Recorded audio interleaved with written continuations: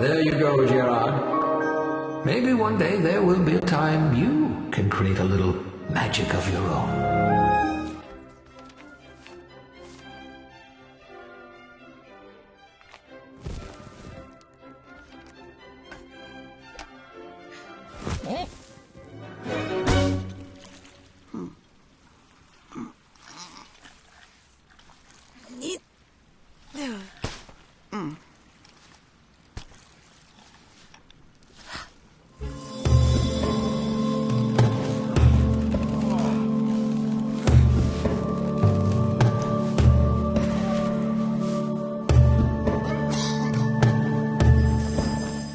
Je vais rester assise.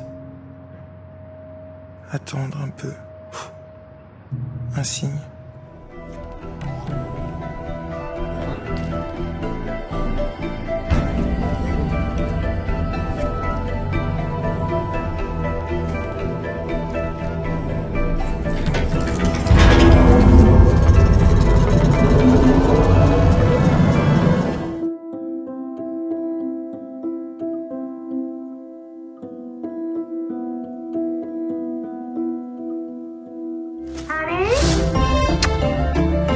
Dad?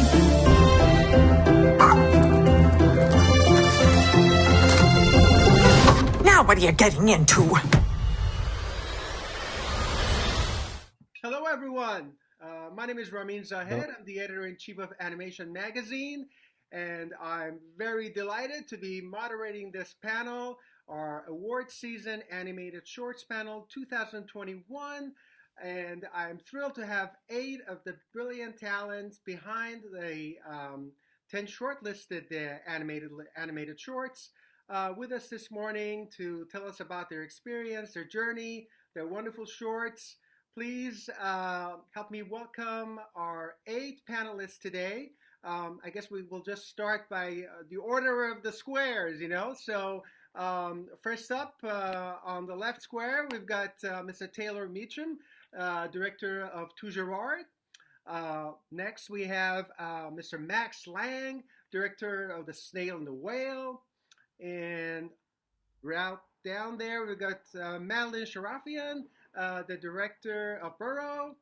Mr. Michael Govier is next, who is a co-director of If Anything Happens, I Love You with Will McCormick. Right to his left, we've got Mr. Steve Hunter, Stephen Clay Hunter, the director of Pixar's Out. And going down there, we've got Mr. Adrien Merigeau, director of Genius Loci. Hello. Hello. And right next to him, we have Hinaleimoana Wong-Kalu, the director of Kapaemahu. Very happy she could join us. And last but not least, we have Mr. Erick O, the director of opera. Thank you, all 8 of you, for joining us this morning. Thanks. All right. So without further ado, I guess we can start by each one of you telling us a little bit about how your short came to be, the origins, and how long it took for you guys to make it. Taylor, we'll start with you. Sure. Yeah. The story of Gerard is about a gentleman that works in a post office, and his whole life he always wanted to be a great magician.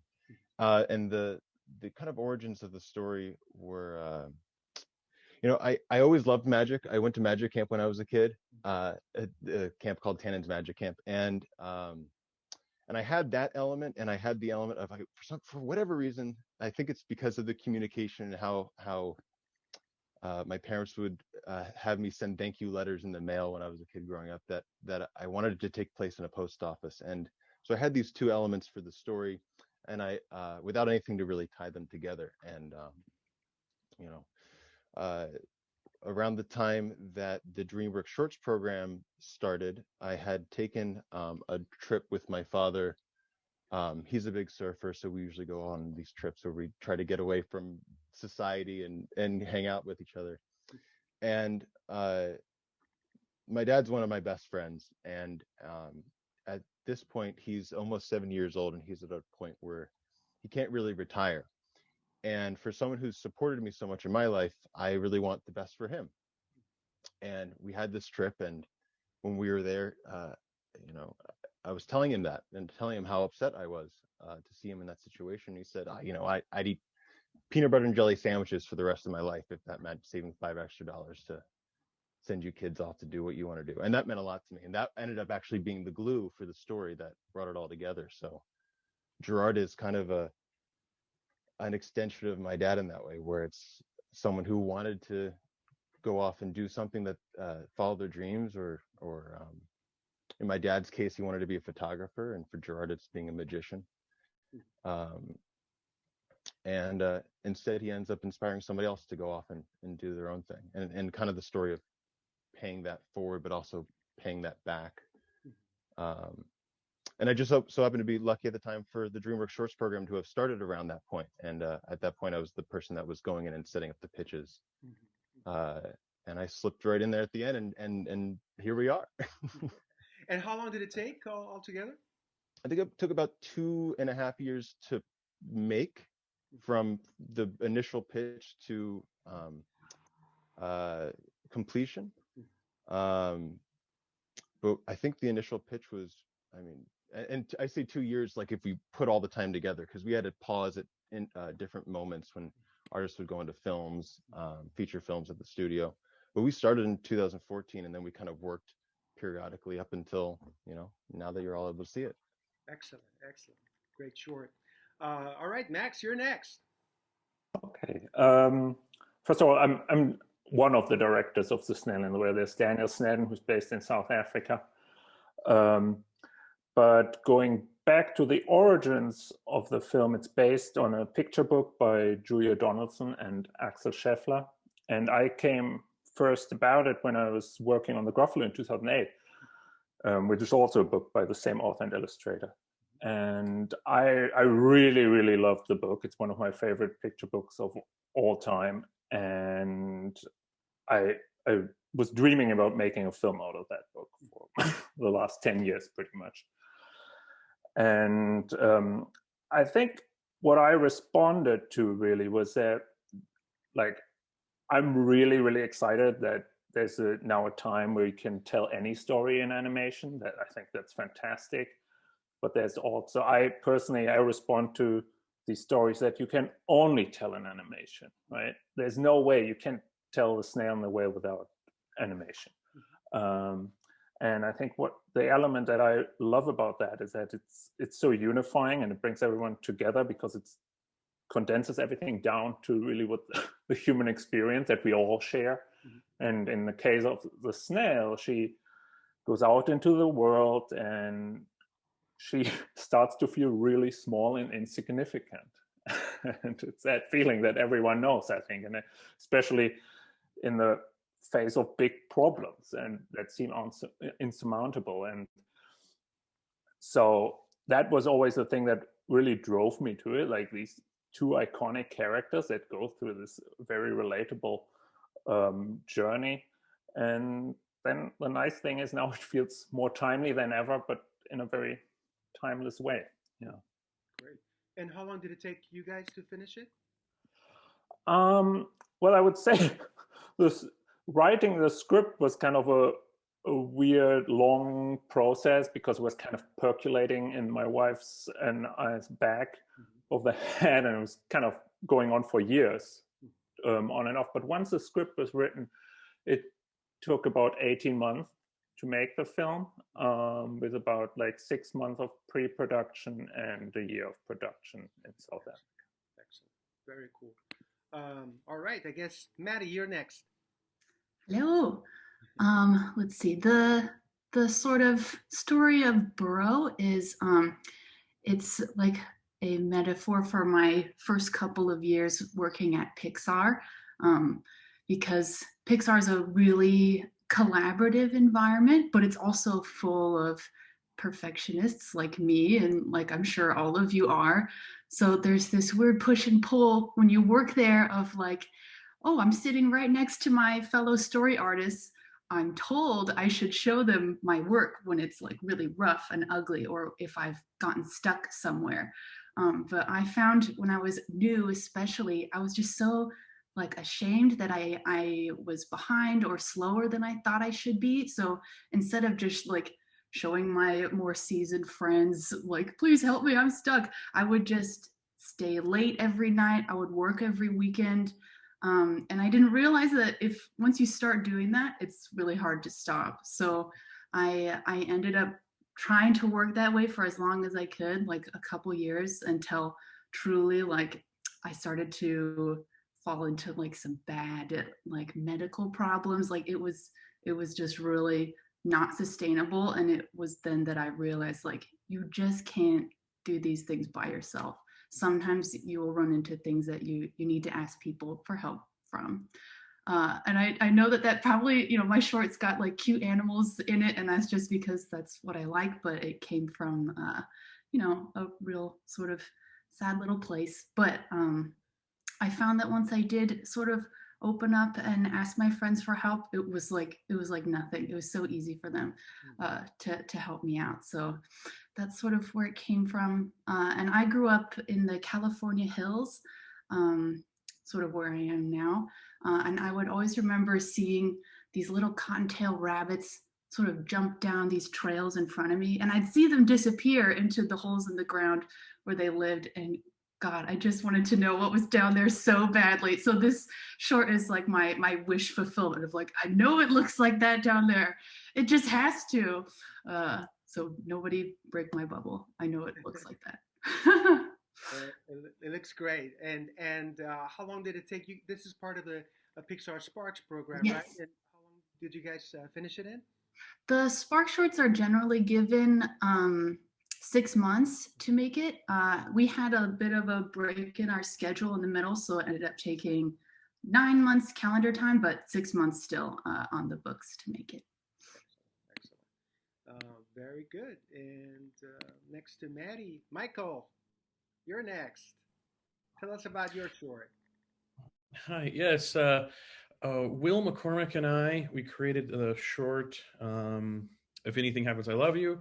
And we were always hanging out together and talking about grief and dealing with our own kind of personal griefs. And then we kept, hearing about this kind of major recursive tragedies that keep happening in America of school shootings. And so then we wanted to talk about, and make a film for the parents and all the ones left behind. And it was just more like an elegy on grief for them, and just to kind of show what grief looks like. And a lot of times grief can be these very quiet moments, because there's the public level of grief, and then there's these quiet moments of grief where you see maybe someone's handwriting on a scrap of paper, but they're no longer with us, or you find a piece of clothing, but they're no longer with us. And I think it's those kind of moments in grief, those quiet moments of grief, that we really want to show in the film, and kind of show what grief kind of looks like and feels like, and create greater discussions about it. And how long did you guys take to make this? We worked for about a year on the script, because we didn't have any resources or anything to do it. So we had to get the script so tight. So we had to write out like everything, all the transitions, everything. And so it took us about a year to really clean and polish that. And then we went into production, and it took us about 8-9 months of animation time.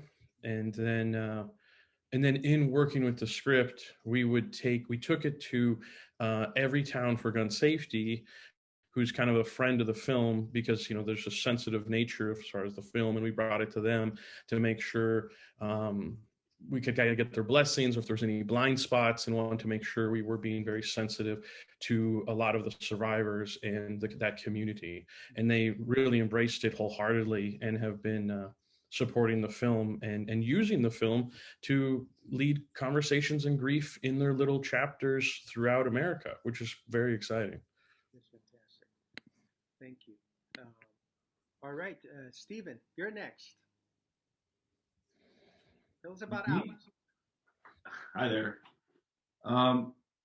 Let's see. So I guess Out came about because I had worked in at Pixar for like 23 years, and there was a lot of like I was busy helping other people tell stories. Like there was a lot of like I worked on Incredibles and Wally and Brave, and it was like just helping people tell their stories, and I got a lot of reward out of that. But when I got working with the Spark Shorts program, and they asked me like what if I had a story to tell, I had to start thinking about what kind of story I wanted to tell. And the other piece of that is I didn't come out till I was 27, and I'm 51 now, and that's like half my life that I was denied who I was. So a lot of it came about from that personal place of like, okay, I think I need to talk about this somehow, And then and then it got me thinking about like families and how we need to get people talking more.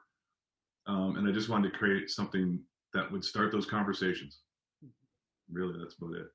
That's fantastic. And tell us about how the Sparks Shorts program works. It's weird, right, Maddie? It was, I got pulled in early to work on Smash and Grab, the first one, Smash and Grab and Pearl, and I had a lot of fun working on those. And then, it was just sort of like, it was a program to find talent in the studio that doesn't normally get an opportunity to. So I think it kind of was happening in this weird natural way. There was no structure to it. And it was sort of like, hey, what about you? What about you kind of thing. And that's kind of how I got pulled into it, They asked me on a Friday and I was like, they asked me if I had a story and I said yes. And then I went home and had to come up with something, and then, write a script, come back into work and had some friends board it up for me. And oh my God, it's just amazing. And it just kind of kept going and going and going. So that's awesome. Very cool. And Adrien, I guess you're next. Hey everyone. Yeah, my film came about, or like the original idea came about when I was working in Ireland with Tom Moore in Cartoon Saloon on his second full feature called Song of the Sea. And I had a bunch of friends, Irish friends, who were kind of outside like the normal kind of work society and work career kind of societies. They were like living day by day, kind of organizing in communities and squatting a really nice place in the countryside. And I really liked the way they went about living their lives and their relationship to their environment and to themselves. I thought they were like really caring and really poetic. They were like artists and musicians, kind of like really outside of the normal kind of work rhythm. And that really inspired me. And I thought they didn't have so much of a voice or a presence in society. And I thought their attitude towards occupying places and just being really kind to each other and to like the people around them, I thought that was really valuable. And so as a moral idea. And also one of them in particular was a poet, and he really struck me to be always so inspired and so intuitive in his like discussions and his ideas. And it made me think that every person has an artist side to them that is a bit connected to like a spirit that tells us like ideas, and like we don't really know where ideas come from. And for me, it was a bit like as if a spirit kind of whispers to you thoughts and ideas and things like that, as if we had this relationship to art, as if it was like something timeless and something kind of mystical. And so my idea was to try and tell the story of this person who has a relationship to an unseen kind of spirit that guides her through the chaos of the city one night. Wow. And how long did it take you to make this? It took quite long because like the form, like the narrative / experimental form, I really wanted like half and half to coexist in the film, and that really took maybe 3 years, and then 1 whole year of like full production with not a big team, but a big team for a short film in France. And so I think overall it was like 4 years, a bit more than 4 years. Amazing, amazing. It looks fantastic. Thank you so much. Excellent. And Erick, tell us about opera. Hey, yeah, so I first came up with the idea of opera several years ago. And then at the time, the world around was pretty chaotic. I mean, right now it's not very good, but at the time was pretty crazy too. Just to be a little more specific, that was the year when the Donald Trump became the United States president. And then, as we all experienced, that caused lots of conflicts and controversies. And at the same time, in Korea, the president Park Geun-hye got impeached for after month of riots and protests. So you can just imagine how crazy, things back then were. And then that's when I really got to think a lot about our society, our life, and humanity, like furthermore. And that's when I decided to make this art piece about it, so that hopefully I could raise awareness and then ask important questions to ourselves by letting us face the reflection of our own society and history. So yeah, that's opera. Excellent. And can you describe it a little bit, because it's kind of different from all the other shorts?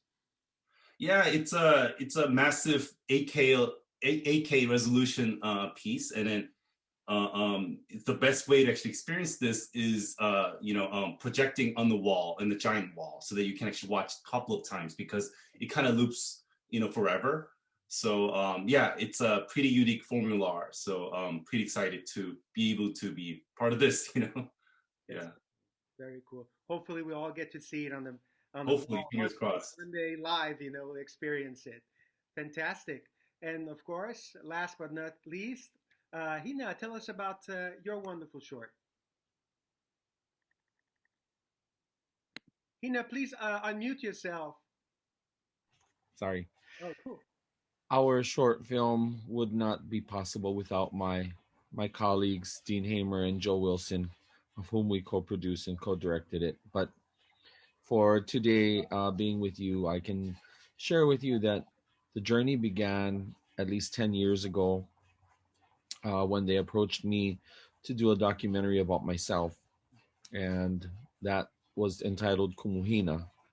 Part of the research that went into Kumuhina was to understand more wholly the concept of Mahu, which speaks to, much like our Native American brothers and sisters, the concept of two-spirited people.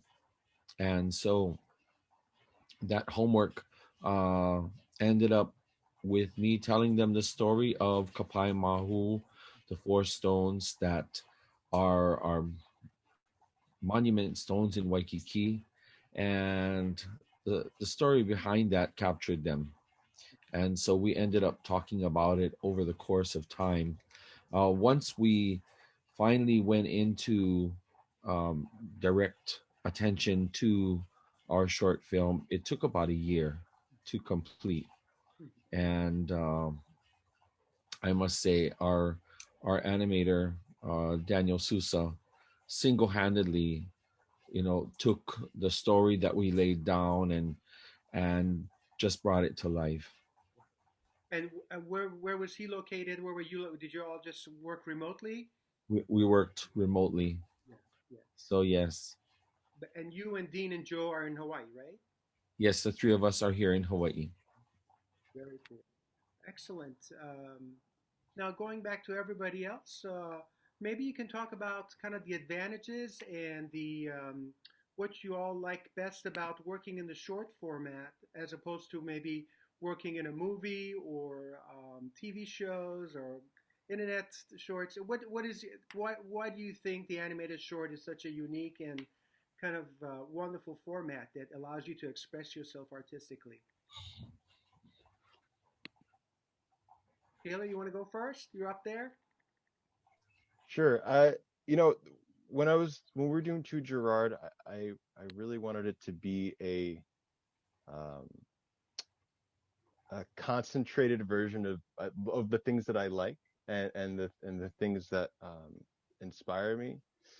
And also, I think I learned a lot about telling stories and short form storytelling when I first started my career. I was at Disney Toon Studios, and we had access to the Disney archives of all of these lectures and talking about story and that's kind of where I first got my education of short animated films, really pulling from vaudeville and from pantomime, and that being something that was so fun, that was something I definitely wanted to explore. But also being, an expression of this short being an expression of something that's emotionally concentrated, and with something that's a feature, you have your hills and valleys of emotion and storytelling that you go through, but when you only have 7 minutes, you can only focus on one thing. So it's really an expression of putting your all into that one thing, Excellent. All right.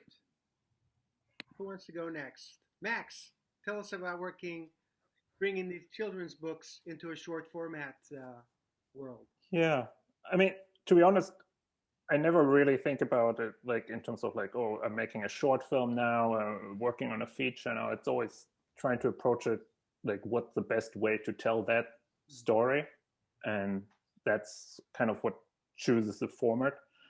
And in this particular case, what we found is that like the book is such a beautiful poem, right? And we hardly change any words from the original text. We hardly add any words to the original text.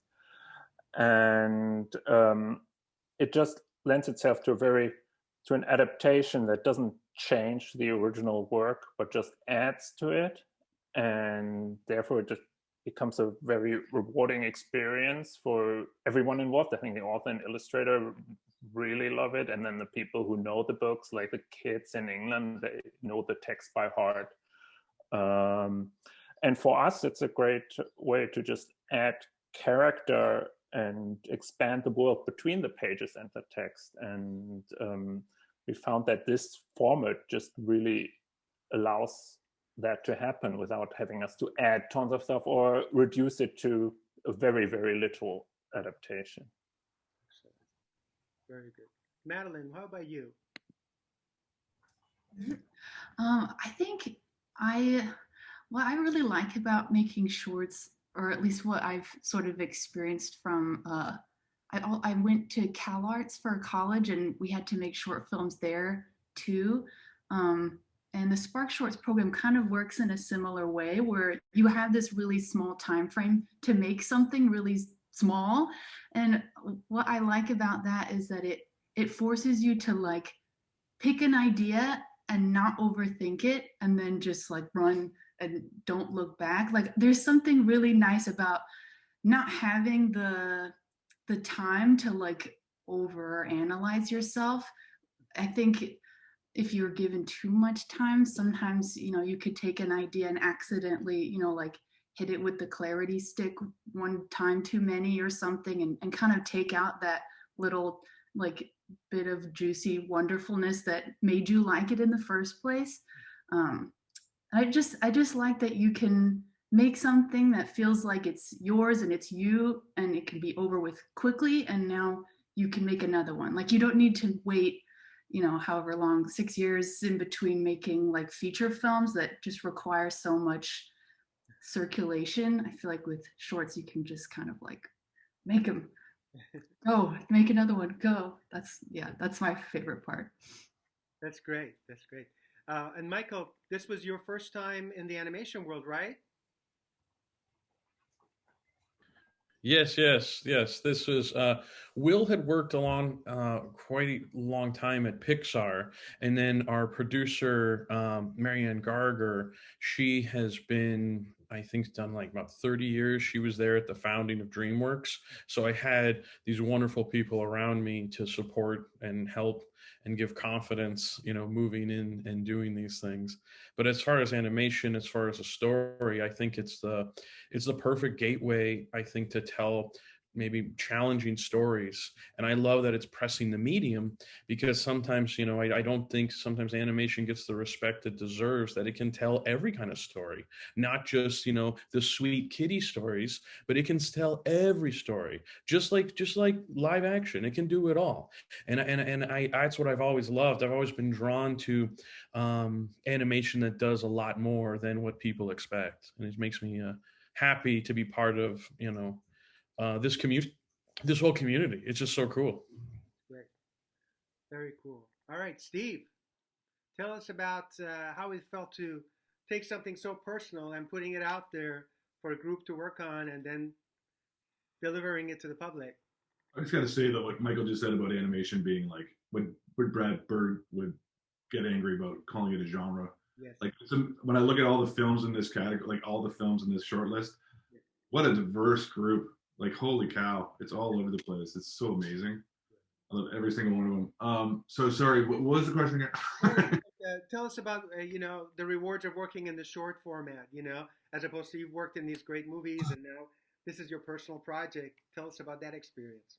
Well, I think it is the nice thing about going from the giant features down to something so small is the personal, because the teams are so much smaller, and we are working really tightly together. And I think my lighting crew, layout, and animation lead we were all in the room together. We basically took over this conference room and we were just trying to flesh out like, how are we going to do this thing? How are we going to make it take a 3D models that we know, like we have a backlot of Pixar models so I can grab from them. That was one of the reasons we did it this way. But then it was like, well, we want to make it look like a painting, so then how do we do that? And we just had these tight circles and conversations about all of us trying to guide that conversation together, like we were all just working on it as tightly as possible. And everybody could throw out opinions about anything, which was a really nice thing. Was you can get really stuck into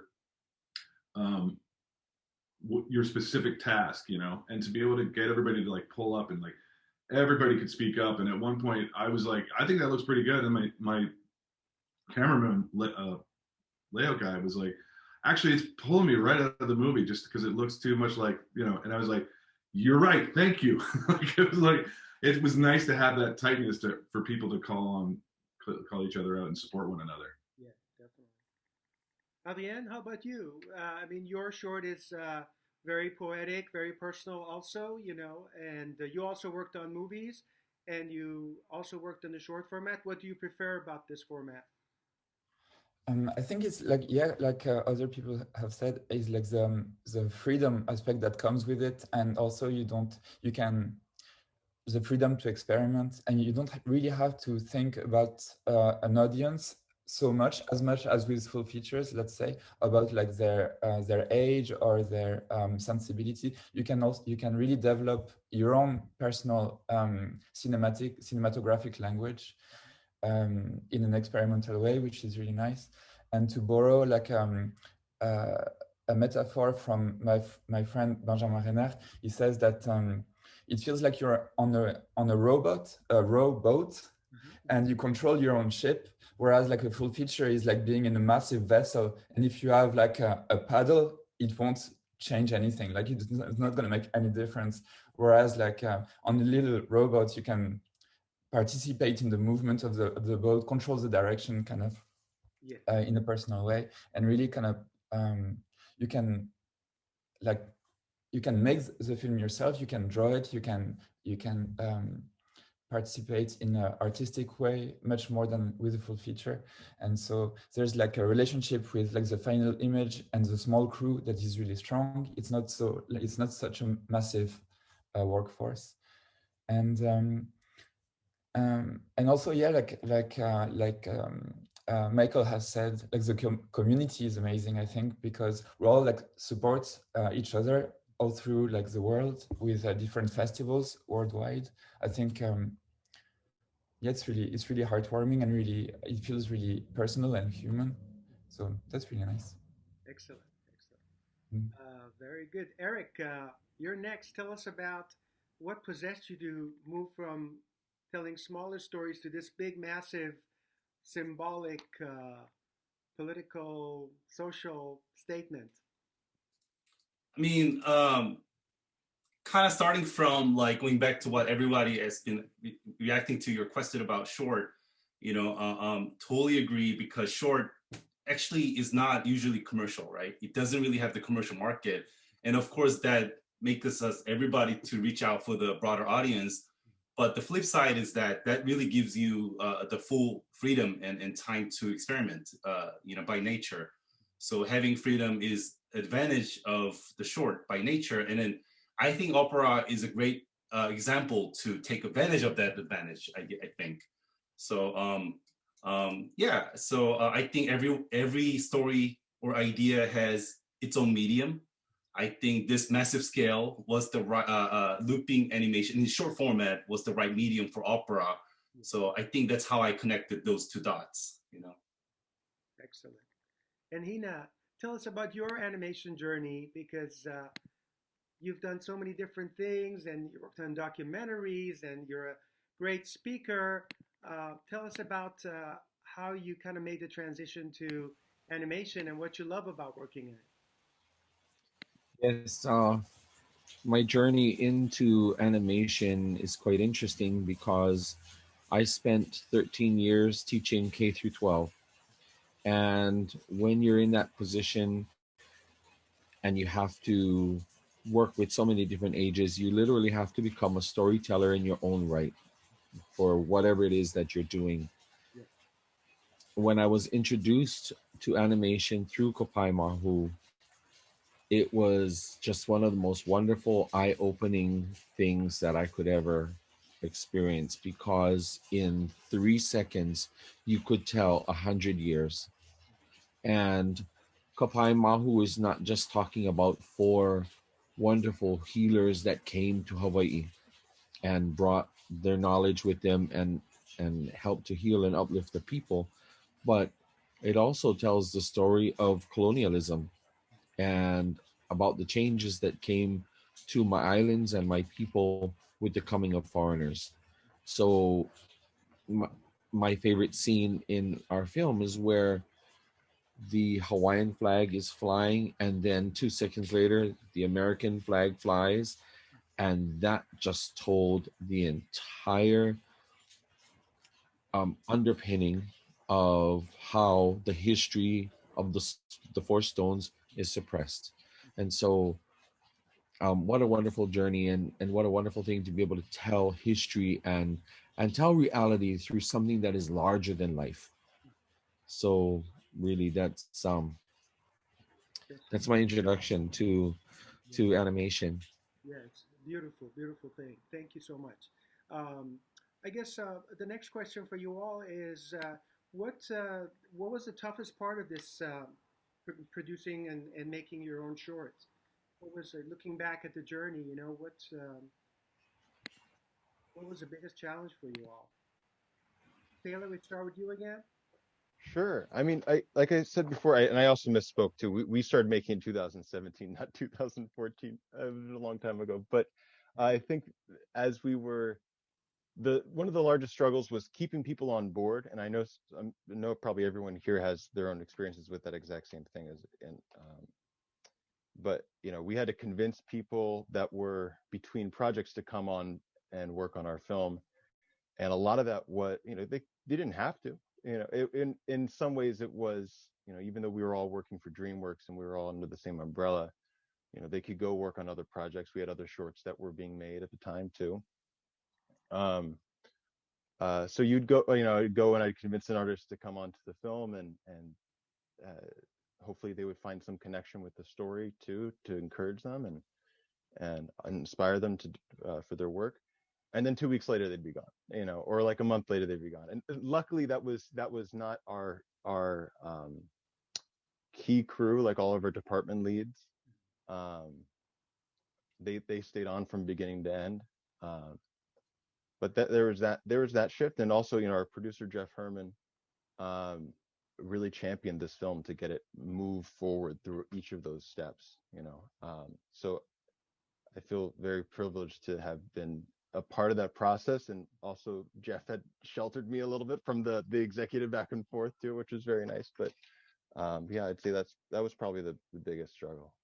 Awesome. Max, what about you? I would say it's a bit twofolded. There was the story challenge and just like how to make this book work. Yeah, I loved the picture book, but for a long time we couldn't figure out how to do it. Just how do you build a relationship between these two characters that hardly fit into the same frame, and don't really talk that much to each other because we didn't want to add any dialogue, and they're not very anthropomorphic, so they can't do a lot of gesticulation and acting. So that was one of the big struggles that we were wrestling with, like back and forth, like for years. in our heads. It was very intimate and like, how can we do this? How can we, like, what's the best way to do this? And then once we finally cracked that, the other big challenge was that it's really the most ambitious film we've ever made. And when we looked at it with our producers, they were like, well, usually we have like a couple of VFX shots in a movie, and we're struggling with that for our whole production time of a year. And it felt really impossible to make it. And the only answer was that the studio had to completely shift their pipeline and develop a new approach of how to address the things, and they had to shift resources back to between departments. And so yeah, just the sheer size of the undertaking, there was a lot of optimism involved at the beginning because it didn't really seem possible. Yeah. That's great. Maddie, tell us about the toughest part of your Yeah, journey. I will. I think similar to Taylor, and I know Steve, you're going to say the same thing, was just getting the people, because it is like these huge features are sort of towering on either side of you, and you might be able to like, okay, we have like 4 animators, hurry, get them in here, and then all of a sudden this feature is like, no, now you have 2, and then this one's like, oh, just kidding, actually here's 4 from here, and it's just sort of like this weird, like, please give us all the people that you can, so you just never know who's going to be available, and they could all be taken away at the drop of a hat.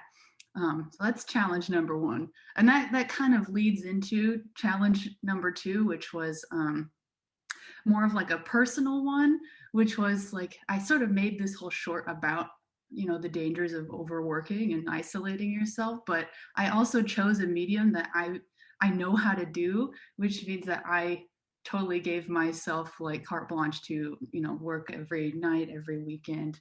And when our schedule got extended, on one hand I was like, great, more time, and on the other hand I was like, no, that's 3 more months of working every weekend. Why would you do this to me? But it was easier to do it knowing that it would end at some point, but it was like physically very hard. Well, it all paid off beautifully. Next, I'm sorry, Michael, you're next. Yeah, one of our main challenges was like we wrote the script and we pitched it everywhere, and like we pitched it everywhere, and everyone just said to us, this is too sad. We love it, but it's too sad. And no one would take it on, and no one would want to touch it. So we do what kind of any foolish independent filmmakers do. It's like, well, we're just going to start building. So we just started making it, and then the train's going, we're just throwing tracks in front of it. And then eventually we got kind of a rough string along / animatic, and we had a screening, and then we were able to create a grant through Film Independent, and we were able to get wonderful people wanted to donate to the grant and fund it, like Gilbert Films and other people helped make it a reality, because once they saw what it was. But it was the hardest thing, because it's just like you get this strange response like, we love it, it's amazing, it's so good, I cried when I read the script, we don't want to touch that, and you're like, oh, okay, I don't know what to do with that reaction, but thank you for reading it. So that was one of the biggest hurdles. Yeah. And when did Netflix get involved? Netflix got involved really late in the game. They actually passed on us twice, but this is perseverance, and this is to show you. It's like we went back and the film was completed, and they watched it and they cried and they said, "We really believe in it and we want to distribute it," and so that was so wonderful. But we had a full festival run.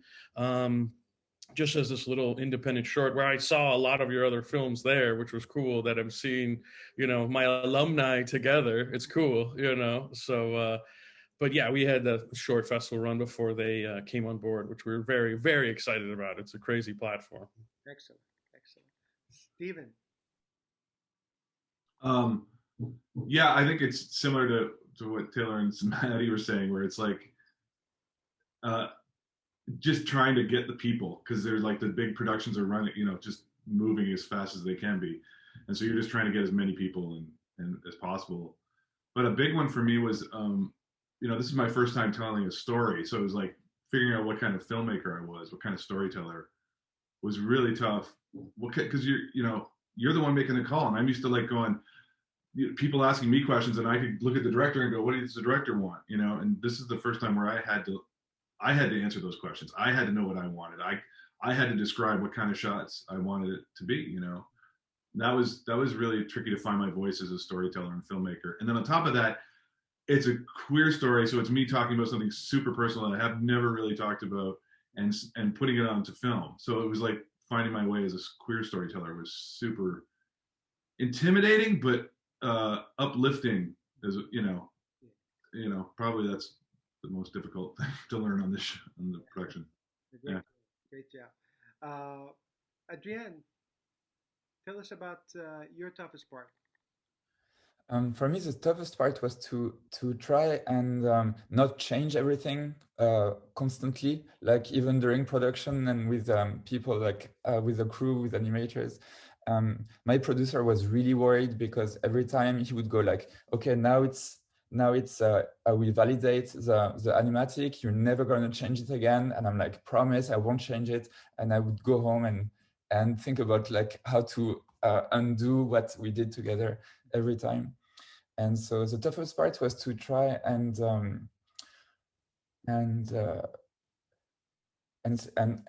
see how the film evolved, because it was over a few years. So you have new ideas and how to get the new ideas in the film and how to make it coherent and when to call it finished and when to call it good, because you can always change it for the better. Like it can be like an endless kind of work.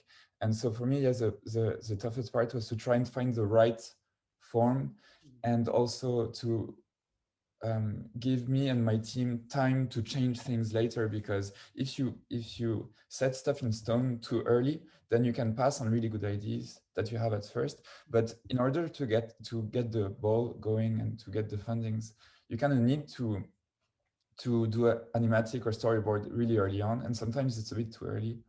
And so it was like trying to find the right balance and to try to not throw animation in the bin or stuff like that, because that's like a scandal for a producer, obviously. And so, yeah, that's that kind of thing. Excellent. Erick, what about you? Yeah, so Opera was a independent project I was working on as a side project, and many artists involved in this was the same. So they were sacrificing their nights and weekends. And at the end, we were able to get some funding, but most of the production was happening without any money involved, which was pretty miracle.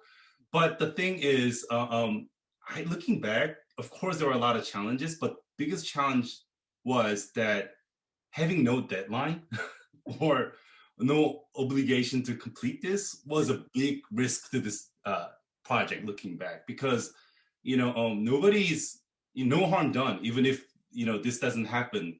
Nobody's waiting, no one's losing money. But I still kept on going because I knew we were making something very special. And then really thankfully, everyone who was involved in this project heard me out. So they followed my lead and we were able to get this out to the world. So yeah. Excellent. Very good. Hina, what about you? The greatest challenge to me is that we were working with a very brief, succinct snippet of history. And in the research that was done, there was a handwritten manuscript with details about the stones and their origin, but there really wasn't a whole lot of information out there in front of our face. So we had to rather cull from the time period, and we'd have to also incorporate our larger understanding of healing, of the concept of Mahu, and put it together to give a more complete look at it. But for our 8-minute animation, I think my coworkers, my colleagues would say, tracking me down and saying, Hina, can you hurry up and translate into Hawaiian your portion? That was probably their challenge. And we endeavored to make this film completely in Hawaiian, which is you know, it's not something that we get to have here in our homeland. So more so than a challenge, I'd say just really wonderful learning opportunities that were on a real up curve. Yeah, definitely. Fantastic. All right, I think we have time for one question here, and that's a question we get a lot.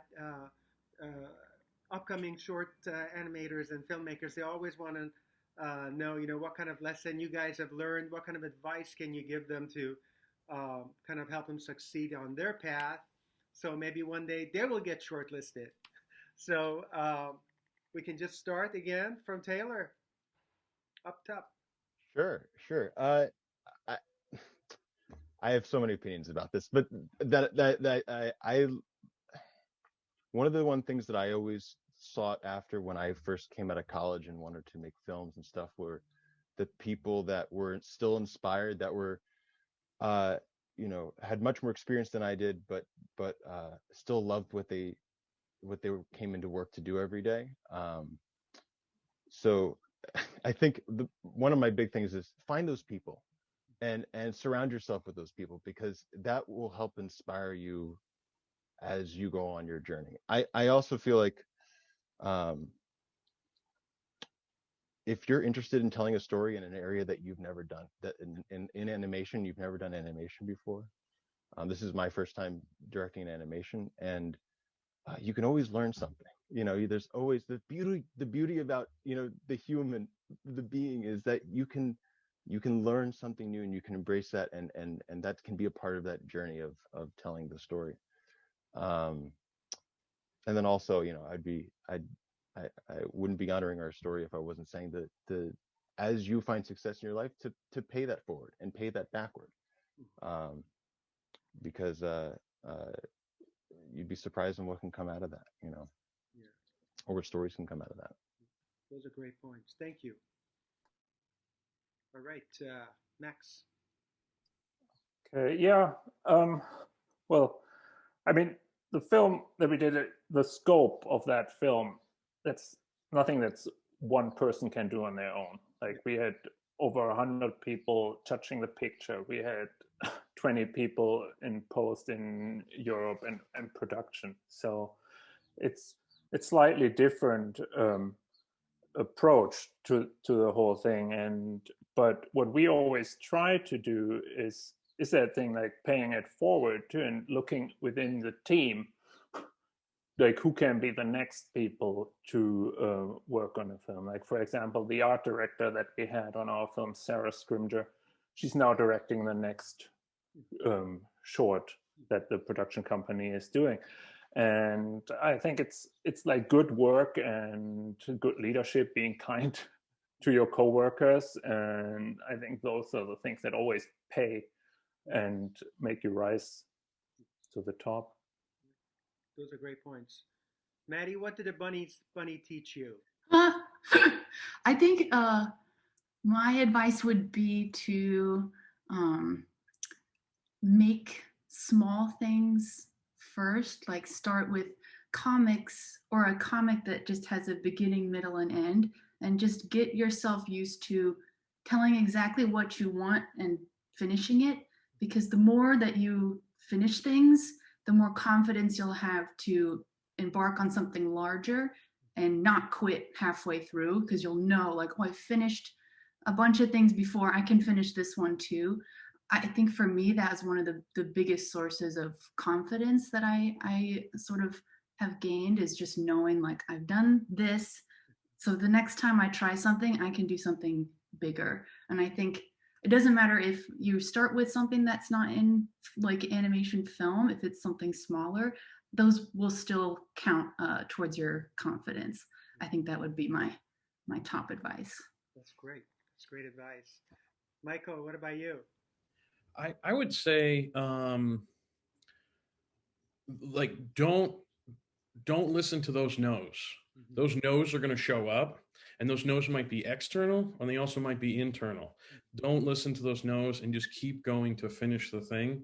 And then also I'd say if there is a script or a story inside of you and it maybe makes you really nervous and you're nervous to tell it, that might be the story you should tell. Because if it makes you that nervous or it activates you in that kind of way, it will probably resonate with other people. And just to keep focusing on it and just complete it, because we all need to hear your stories and we want to hear everyone's story. And so I'm just always so proud when people finish it and get it done, because it just means one more film, one more story we can all see. That's great. That's really good. Steven.